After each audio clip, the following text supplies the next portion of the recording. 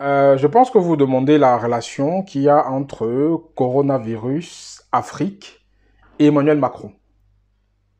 En fait, la relation, c'est quoi? C'est qu'Emmanuel Macron dit qu'il veut sauver l'Afrique du coronavirus. Bon, il dit aussi qu'il veut sauver l'Afrique de plein d'autres choses, entre autres, hein.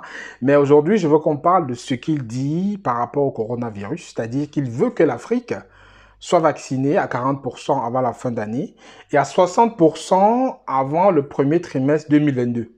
Parce que selon lui, les Africains ont besoin d'être vaccinés contre le coronavirus. Est-ce que ça a du sens? Je propose qu'on en parle pendant quelques minutes qu'on va passer ensemble, hein. Donc bonjour à vous, je suis Franck Aigné. On va parler de ça pendant les quelques minutes qu'on va passer ensemble. Du fait que Emmanuel Macron s'est érigé en tant que sauveur du monde, du continent africain en particulier, contre le coronavirus. Alors, je vous parle aujourd'hui, le coronavirus a commencé, je pense, il y a déjà plus d'un an et demi dans le monde, hein, que ça a été déclaré, en commençant par la Chine. Bon, l'histoire, je ne vous la fais pas, mais aujourd'hui, ça fait peut-être un an et demi que le coronavirus sévit. Et dès qu'on a trouvé les vaccins, j'ai parlé du dispositif COVAX ici sur la chaîne, qui est un dispositif mis en place par les pays riches pour aider les pays pauvres à acquérir des vaccins. Donc ça, c'est un COVAX. J'en ai parlé sur la chaîne. Vous pouvez voir la vidéo quelque part ici où je parle de COVAX. J'explique ce que c'est que ce dispositif-là. Mais comme en France, en ce moment, on traverse une période un peu bizarre, hein, ils ont instauré des règles assez strictes qui sont en train d'être débattues pour restreindre ceux qui ne sont pas vaccinés à ne pas assister à certains éléments, à certains événements, à certains lieux. Donc, on va restreindre l'accès à des lieux, à des personnes qui ne sont pas vaccinées. Donc, je me suis un peu réintéressé un peu à tout ça. Et je suis tombé sur les messages de Macron qui disait donc qu'il envisage de vacciner le continent, en fait de fournir les vaccins pour que l'Afrique soit vaccinée à 40% fin 2021 et 60% fin 2022. Ça m'a fait un peu rigoler en fait. Parce que quand on voit ça, on se dit Macron, c'est le sauveur de l'Afrique, c'est lui qui va venir sauver l'Afrique. Mais moi, je veux qu'on parle de faits. Je veux qu'on parle de faits d'abord, qu'on analyse les faits avant de pouvoir voir vraiment si ce qu'il dit a du sens.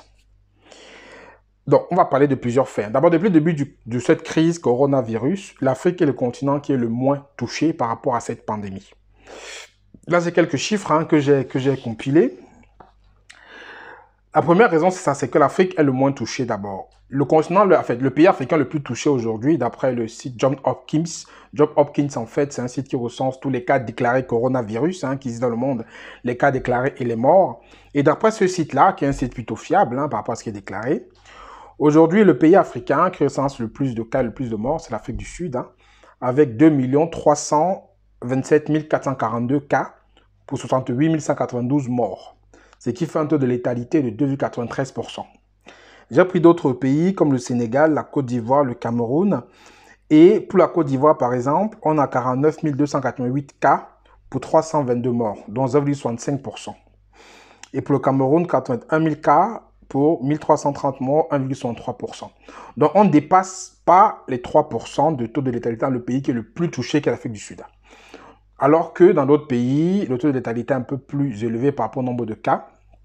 Et aujourd'hui, on se rend compte que l'Afrique n'est pas assez touchée. Vraiment, c'est très faible, en fait, le taux de mort. Enfin, ça, c'est les cas déclarés. Après, il faut aller vérifier, mais ça, c'est les chiffres déclarés. On voit que le taux de létalité est très bas. C'est très bas par rapport à d'autres fléaux qu'on verra plus tard. Par exemple, le paludisme, c'est 400 000 morts en 2019, hein, dont 94% sur le continent africain. Et la famine, c'est environ 21 000 de personnes par jour. Je parle de morts, hein, je parle de morts.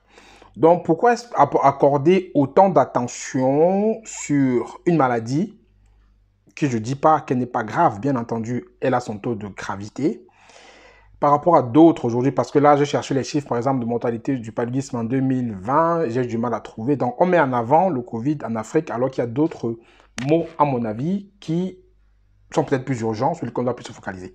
Donc, c'est juste pour que vous ayez une idée des chiffres. Donc, moins de 3% de morts. Le paludisme, 400 000 morts en 2019, donc 94% sur le continent africain. La famine, 21 000 morts par jour.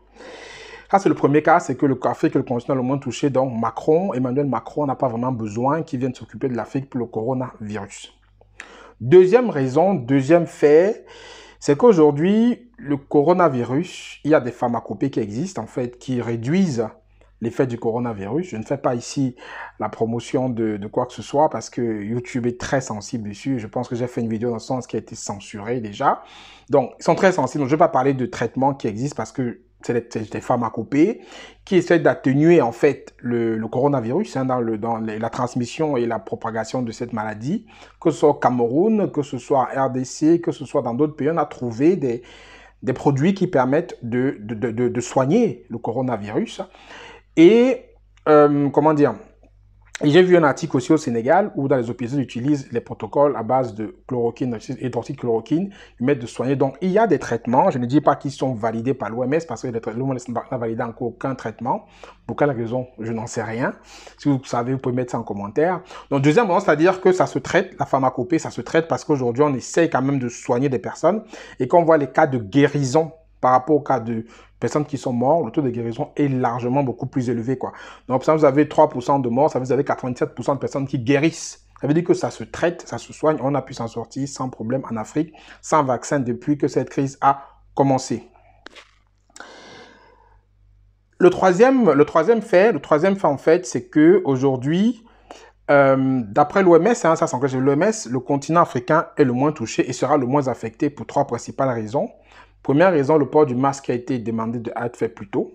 Deuxième raison, l'Afrique est une population jeune. Il y a beaucoup de jeunesse en Afrique.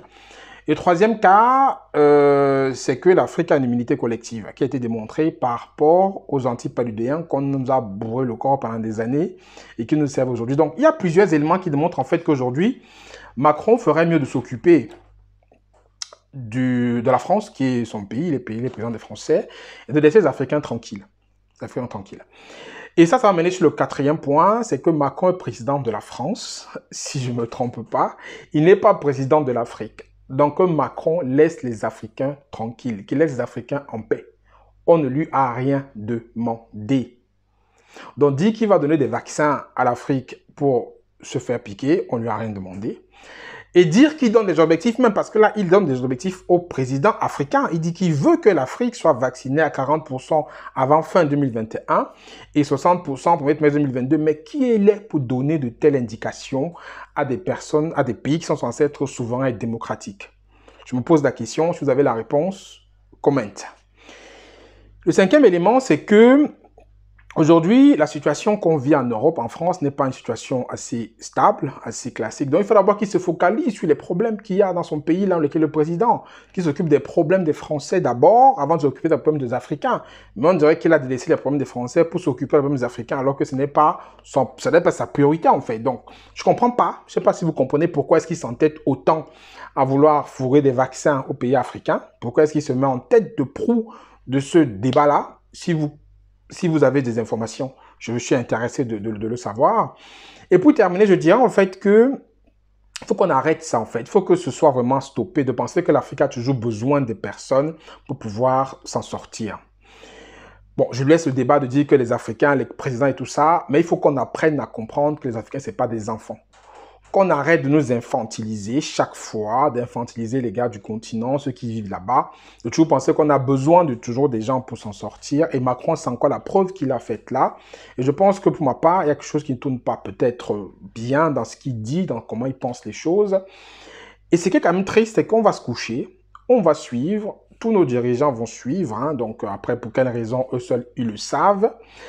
Et une pandémie qui était censée être une pandémie qui ne touchait pas l'Afrique va être impactée de façon directe, plus même que directe et indirecte, parce que maintenant, je pense qu'on va imposer aux Africains d'avoir des passes vaccinaux pour voyager, alors qu'ils sont peut-être les moins touchés.